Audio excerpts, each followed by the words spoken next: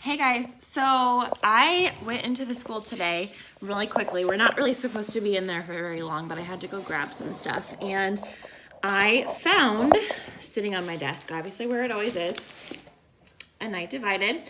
And I realized that it has been so long since we've read this together. So I grabbed it and I thought that I would do my best to make some videos of reading the next chapters, and then hopefully we can finish it together.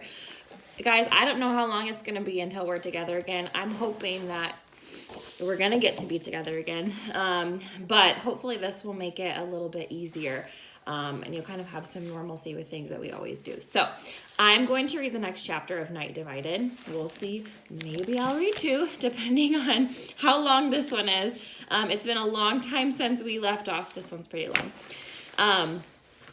So if you remember, Gerda and her brother Fritz were working on digging the tunnel, and they had brought all of the sheets with them and were washing them in the river. And the sheets were getting super, super dirty because they kept using them to carry the dirt into the river, and then the river was getting more dirty. So that's kind of where we left off. And we are on chapter 27. So I thought that I would read chapter 27 for you, and hopefully it'll bring us all back up to speed, and yeah, we'll keep going throughout the week and however long this takes. So this is chapter 27.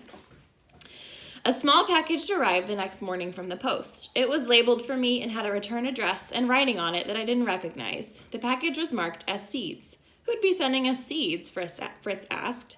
The package had been opened already, and the Stasi inspection stamp was on the outside, but it didn't look like they had gone through it with anything more than a cursory examination.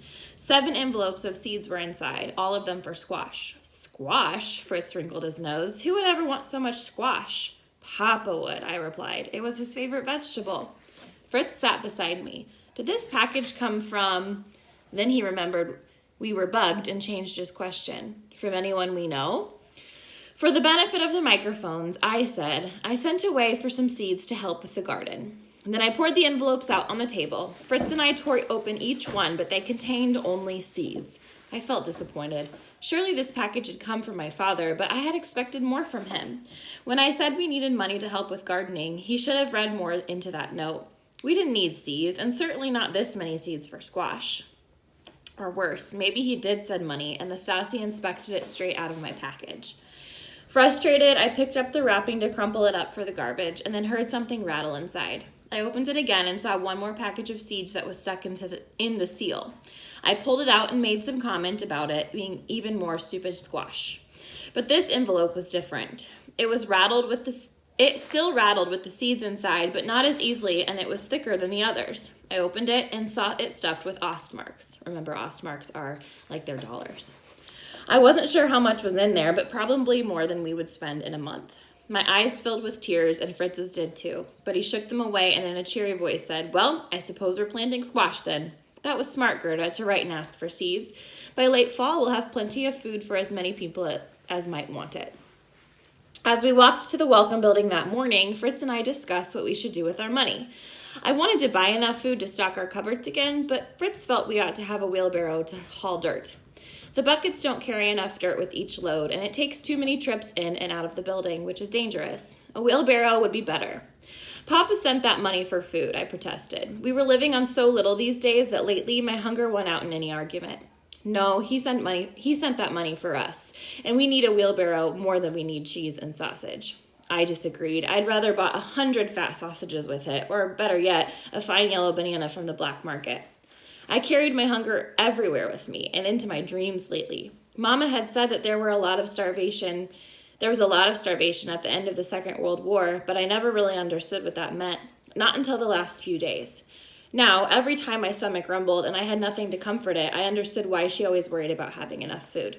In the end, Fritz won, and we bought a small wheelbarrow on our way there. I'd have still rather had the banana.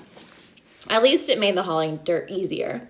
While he dug, I used the bucket to empty dirt from the basement into the wheelbarrow outside, all blocked from the view of the watchtower. Then I put another sheet on top and walked it over to the pond. With fewer trips, I was removing far more dirt than ever before. For much of the day, though, Fritz weeded and planted Papa's seeds while I continued removing dirt. It slowed down our work in the tunnel, but if the guards were watching from their tower, they needed to see the progress in the garden every day. Late that afternoon, I was on my way to the pond with another load of dirt, covered over with 2 sheets from my bed, when a green Trabant Cubel, I'm going to guess that that's like a police officer car, drove up. 2 police officers were inside. I froze in place while Fritz's head shot up and he jumped to his feet. I looked at him. Should we run for it? Where would we possibly go? Keep working. Fritz's voice was terse. Wait until they're not looking and then empty the wheelbarrow, but let them see that you wash the sheets. Just pretend everything's normal. We're gardening, that's it. I put my head down and continued walking toward the pond. I suddenly felt exposed, like spotlights were pointing down at me, revealing to the world every secret I'd ever tried to hide. The secret right in front of me. Why did a girl need a wheelbarrow to haul only 2 sheets? Why did her muscles strain if the load was only lightweight cotton? Why did she insist on cleaning in a pond that sent the sheets out dirtier than what they went in as? The 2 officers left their car fully armed and surveyed the lot like they already knew we were up to something. Truly, how could they miss the glaring signs of what we were really doing here? For as careful as we thought we had been, it all looked so obvious to me now.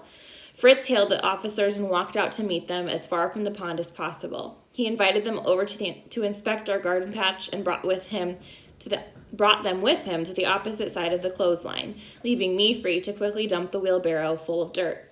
It plopped into the water far too loudly, and soon I heard the footsteps of one of the officers coming my way. Guten Tag. I saw white blonde hair and immediately recognized the officer as the one who put his rifle against my cheek several weeks ago. Mueller. That same rifle was still slung over his shoulder, but he also carried a sidearm pistol on his right hip. He had frightened me then, and as much as I wanted to hide my fear this time, my legs were already shaking. Guten Tag, I answered. My tone wasn't rude, but it wasn't friendly either. I know you, he said. You're the girl who watches the wall on her way to school. It's hard to miss the wall, sir. He chuckled, but only for a brief moment. Perhaps, but there are some who glance at the wall and others who seem to study it. I had no way to answer that, and I panicked for a moment. My eyes darted over to Fritz, wishing he were here to help me. But Officer Mueller didn't seem to notice and only turned to face the garden. We came to have a look at your Schrebergarten. I think that's German for garden. To see your progress on the land. We planted squash and corn this week, I said. June is too late for planting. Nothing will grow by the time the frost returns. It took us longer than we thought to clear the ground, sir. I kept my head down, always at work washing the sheets in my hands. Yes, well, we expected to see more than this. Mueller started to walk away, and I leapt from the pond to follow him. Fritz was already showing the other officer around the field, but there wasn't much to see. I worried that Mueller might get bored and wander to investigate the building. The window we used to get inside was closed and looked as if it was nailed up just like the others, but of course it wasn't. A firm push would open it and reveal our two-faced plan. Are you a gardener? I asked, following behind him. Maybe you can give us some advice. How long do you spend in the garden each day? He ignored my question, which meant he had no interest in polite conversation. And he was walking directly toward the welcome building. It varies. Often in the heat of the day, we rest in the shade. You are working this ground on behalf of the state, not for your own pleasure, Mueller said. If you are uncomfortable on warm days, we can find others who want the work. The state isn't paying us to be here, sir, only allowing us the use of the land. He turned to me. The state does not need to pay you. You will expect some of this harvest, I assume, and that is your pay. I lowered my head and held a tone of humility. Yes, sir. I'd have thrown 100 more sirs there if it had helped. When Mueller marched on, still walking toward the building, I glanced back at Fritz for assistance. What was I supposed to do if Mueller tried to get inside? But Fritz couldn't do anything to help. He was showing the other officers our permit for the land and answering whatever questions came at him.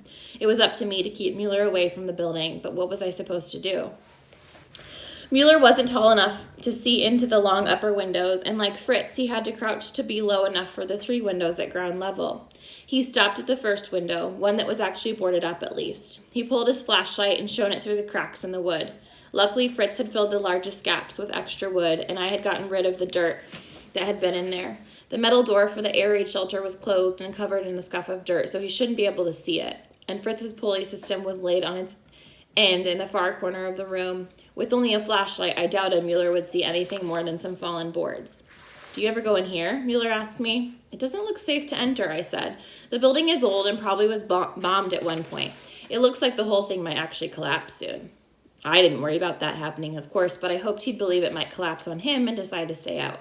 Are there any doors to get inside? I shrugged. We're at the back of the building. The front would be on the other side of the wall. Perhaps you could access the door there if you're allowed. Of course I'm allowed, he snapped. But the entrance on that end is bricked over. What is your name? If I thought there was any chance to get away with it, I would have lied to him. But it was too easy to check my story. Gerda Lowe, sir. I'm 12 years old and live about 5 blocks away with my mother and my brother. Does your mother approve of the gardening? Well, she doesn't know. She's out of town caring for my grandmother. We hoped to make this garden a surprise for her when she comes home. He arched an eyebrow. Gerda Lowe. So your father is Aldous Lowe. I've seen his file. I hesitated. What else could I do but answer? Yes, sir, but he lives in the West now. We have no contact with him anymore. As soon as I said it, I could have kicked myself for the lie. Only that morning we received Papa's package. If Mueller checked my story, he would return with more questions, or more officers. Your father did not believe in communism. He felt that it was only a matter of time before the GDR collapsed. You'd have to ask my father about his beliefs, sir. I was very young when he left, except, of course, that he had taught me everything he believed. Mueller stared down at me, and I felt like squirming beneath his gaze. Only 12 years old? You seem older. With my father in the West and my mother at work, or with my grandmother, I had to grow up fast. Mueller's attention returned to the building. So was there a way inside here or not? My eye flicked to the window we used, but I quickly looked elsewhere. We wouldn't know, sir.